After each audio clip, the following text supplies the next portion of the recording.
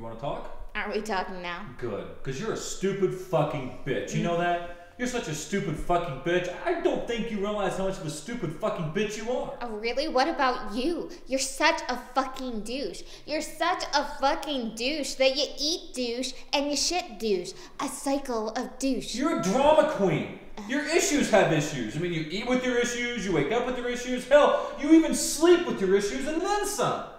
Fair enough. But you're a user. You use everyone to survive. You have no respect for yourself, so how could you have respect for anybody else?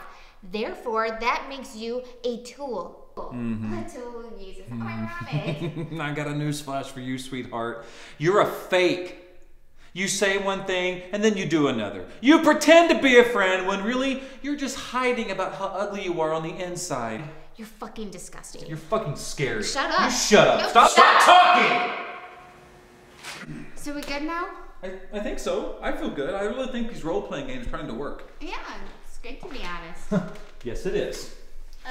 So, same time next week? Well, sure, babe. Whatever works best for you. Although next week, I get to tie you up. Oh, finally! Woo!